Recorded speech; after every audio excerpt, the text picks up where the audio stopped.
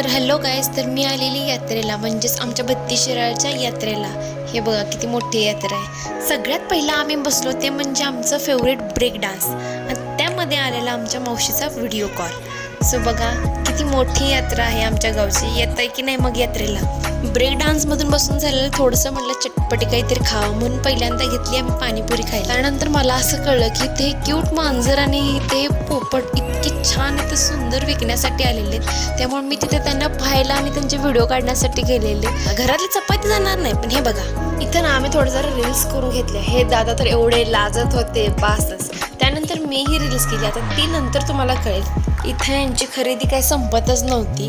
एकतर झालेला उशीर, 12 वाजायला आलेले. मी पण स्वतःसाठी एक छानसा गॉगल घेतला. छान आहे ना.